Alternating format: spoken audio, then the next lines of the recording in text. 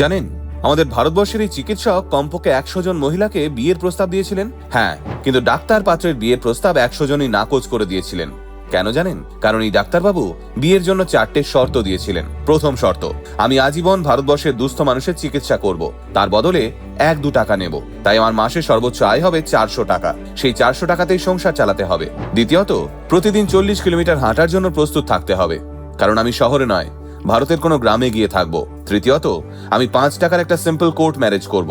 আর হ্যাঁ, আমায় বিয়ে করলে তাকে আমার সঙ্গে ভিক্ষাবৃত্তি করবার জন্য প্রস্তুত থাকতে হবে। যদিও এইরকম শর্ত শুনে 100 জনই মুখের উপর না বলে দিয়েছিলেন ডাক্তার রবীন্দ্র কোহলেকে, কিন্তু 101 জনের তালিকায় যে মানুষটার নাম ছিল তিনি ডাক্তার স্মিতা। তিনি শুধু থেকে গেছিলেন। ডক্টর রবীন্দ্র কোহলে এবং ডক্টর স্মিতা কোহলে, যে মানুষ দুটো বিগত 35 বছরেরও বেশি সময় ধরে মহারাষ্ট্রের মেলঘাট অঞ্চলের বৈরাগড় গ্রামের মানুষদের মাত্র 2 টাকার বিনিময়ে নিঃস্বার্থভাবে চিকিৎসা করে আসছেন।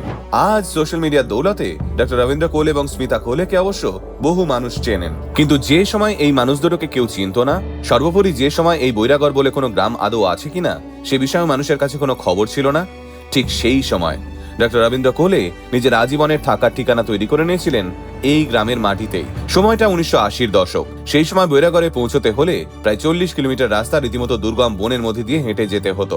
যে গ্রামে স্বাস্থ্যসেবা বলে কিছুই ছিল না, তবে শুধু স্বাস্থ্যসেবাকে দোষ দিয়ে লাভ নেই। সেই সময় এই গোটা গ্রামটাই ছিল একেবারে অন্ধকারে ডুবে। বিদ্যুৎ নেই, ডাক্তার নেই, জল নেই, ইমার্জেন্সি কোনো পরিষেবা নেই, কিচ্ছু নেই। এমনকি সেই সময় এই গ্রামের মায়েরা চিকিৎসা ছাড়াই সন্তান প্রসব করতেন। আর দুর্ভাগ্যবশত চিকিৎসার অভাবে জন্মের পর সদ্যজাত সন্তান বা মায়ের কিছু হলে তাকে নিজেদের দুর্ভোগ বলেই মেনে নিতেন গ্রামবাসীরা।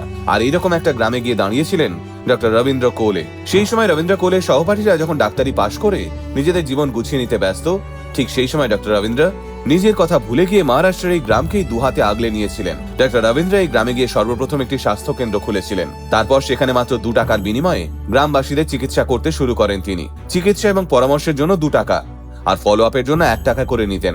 এরপর ধীরে ধীরে শুধু বৈরাগড়ই নয়, বৈরাগড়ের আশেপাশের সমস্ত গ্রাম জুড়ে ছড়িয়ে পড়তে শুরু করে ডক্টর রবীন্দ্রের কথা। গ্রামের মানুষ তো বটেই, একই সঙ্গে দূর দূরান্ত থেকে এই ডাক্তারবাবুর কাছে চিকিৎসার জন্য বহু মানুষ আসতেন।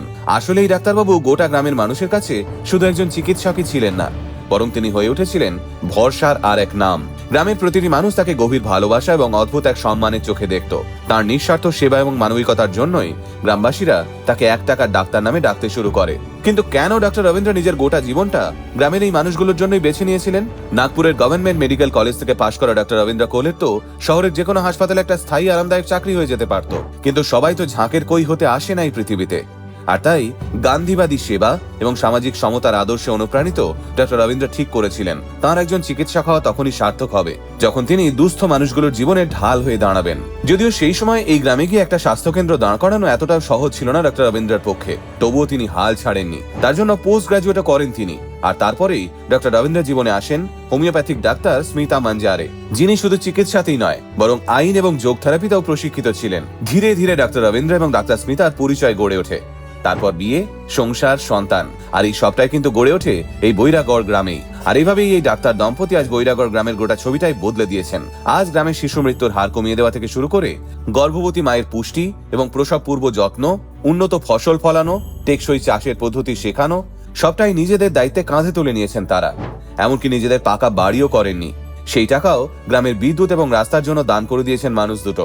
আজই ডাক্তার দম্পতি দুজনকেই দেশের পদ্মশ্রী সম্মানে ভূষিত করা হয়েছে।